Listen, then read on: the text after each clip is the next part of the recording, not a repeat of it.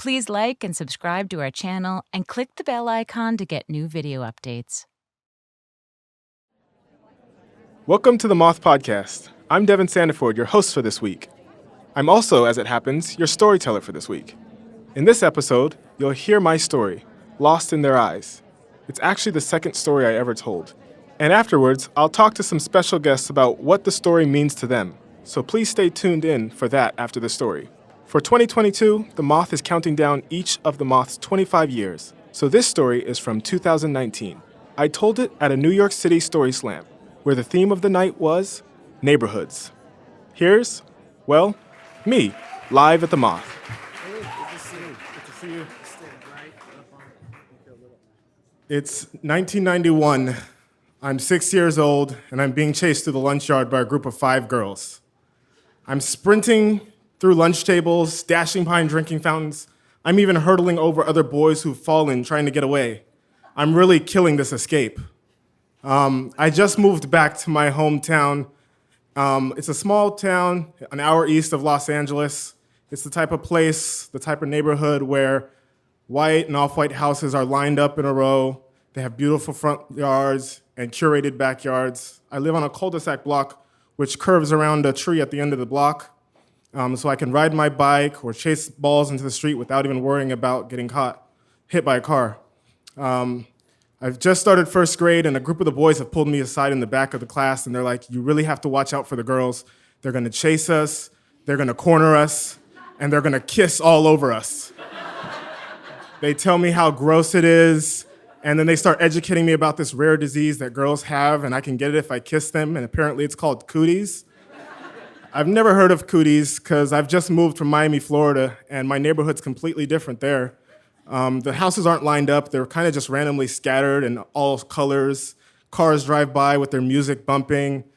And when I moved to California, all I could think when these guys were telling me about the cooties was that I have this golden opportunity because I know girls don't have cooties because I've already kissed a girl when I was 4 years old. So now I'm 2 weeks into this elaborate plan to literally play hard to catch. And today's the day.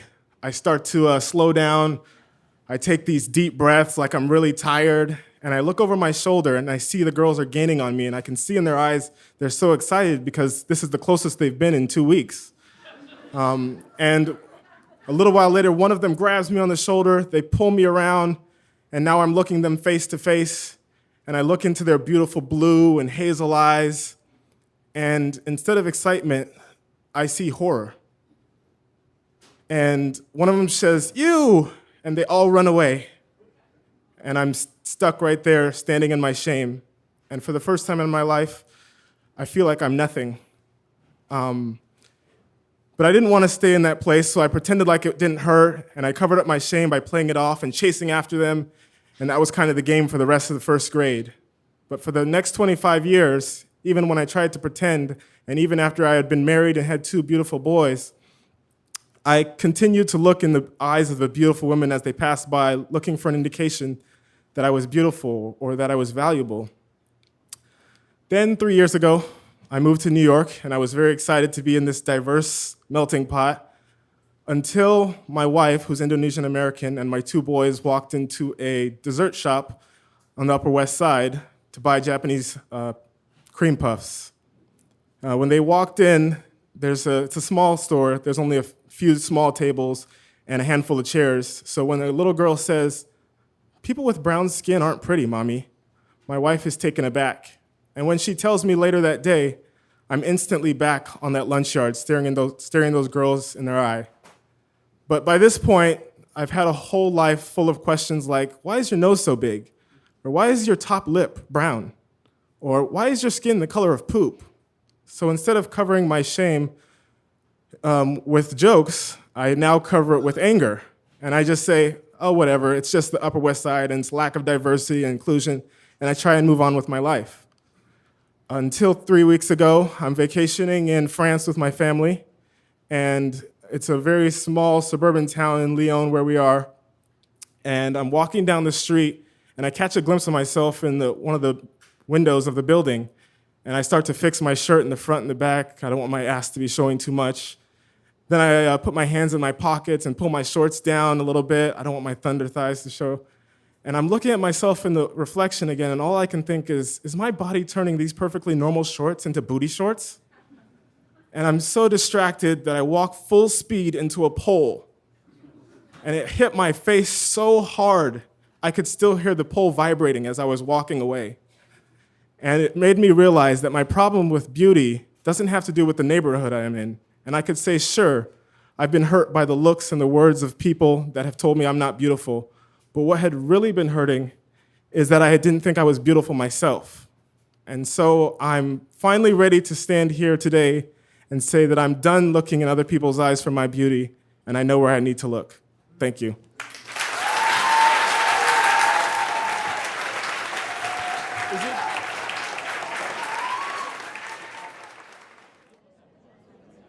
That was me, Devan Sandiford. Now, I've got some people that have a thing or two to say about that story. Here are those two boys of mine, grown up a little bit, and my wife. Say hello, everyone. Hi. Hello. Hello. You guys mind introducing yourselves? Okay. I'm Sid. I'm 7. I'm Jay. I'm 10. I'm Deborah. Where do you feel like the messaging for what beauty is comes from? Where do we learn about what is beautiful? I think from movies, shows, and any other influences in regular day life.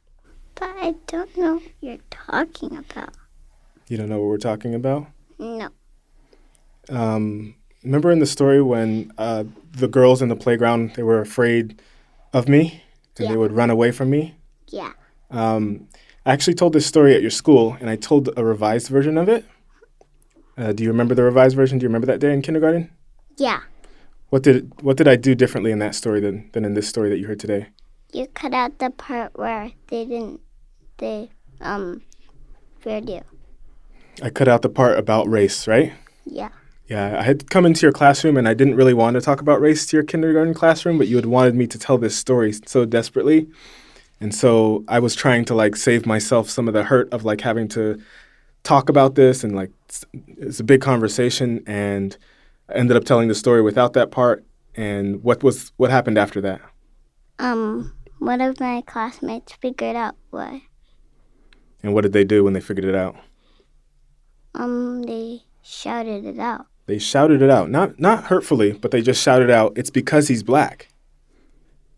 And so the reason that those girls at the time were afraid of me was because of the color of my skin. And so now we're having a conversation about what it means to be beautiful, because I carried their opinion of me with me throughout my whole life, thinking that there was something wrong with me. So now we're talking about where the idea of beauty comes from. Like, what is beautiful? Who's beautiful?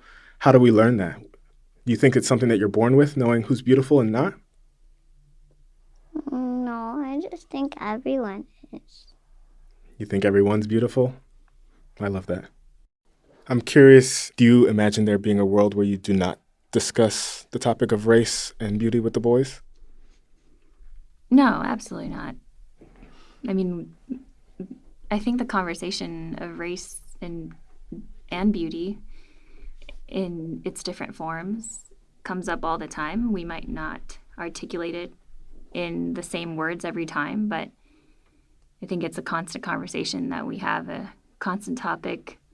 It's had its permutations, iterations, variations, all the shins for the last decade that we've been parents. So it's always fair game for us to talk about those things.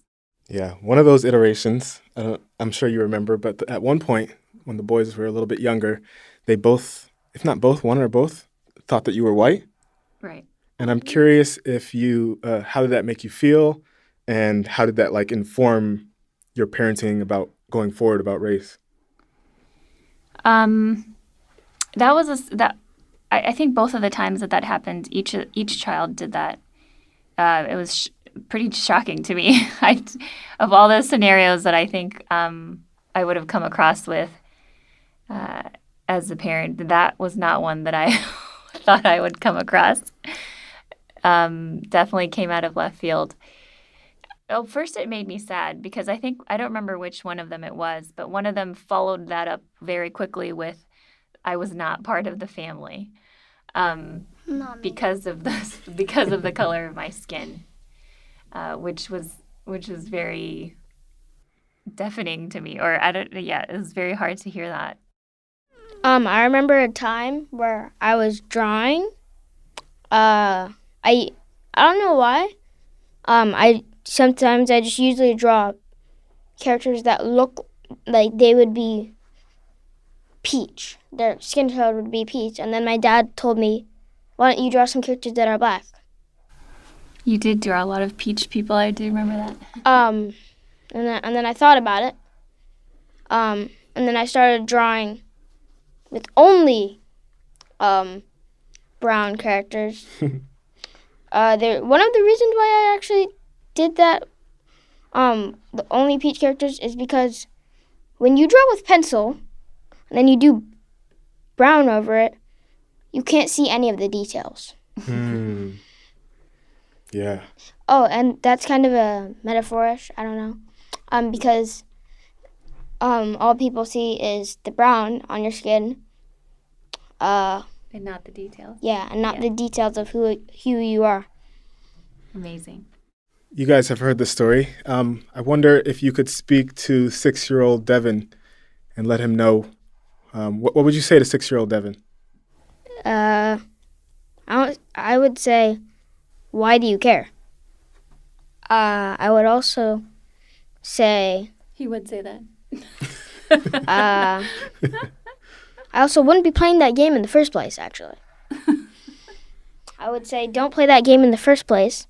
Or just tell somebody about your feelings. Sid? I would say that's not true. What's not true, specifically? Like, race. The ways in which that they looked at me and made me feel reduced. I shouldn't have felt that way. It's not true. Amazing. Love that. To honor Black History Month, we've put together a playlist of stories that celebrate the Black experience. To listen to those stories, just go to themoth.org/extras. We'll have a link there. That's all for this episode. From all of us here at The Moth and from my family, we hope you have a story-worthy week. Born and raised in a small city in Southern California, Devan spent his childhood and young adult years keeping his personal stories hidden from almost everyone. Then, feeling a voice within him longing to be heard, he moved to Brooklyn, New York, with his wife and 2 sons, hoping to push himself out of his comfort zone and unlock the power in his voice. Devan is now a published writer, an award-winning storyteller, and the program manager of community engagement at The Moth.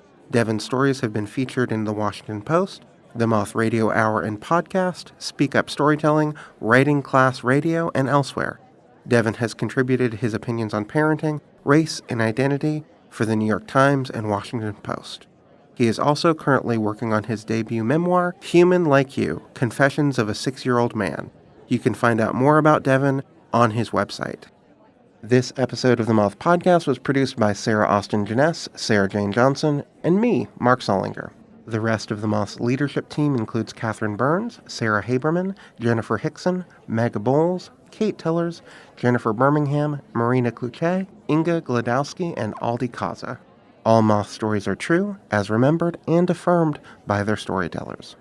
For more about our podcast, information on pitching your own story, and everything else, go to our website, themoth.org. The Moth Podcast is presented by PRX, the Public Radio Exchange, helping make public radio more public at prx.org.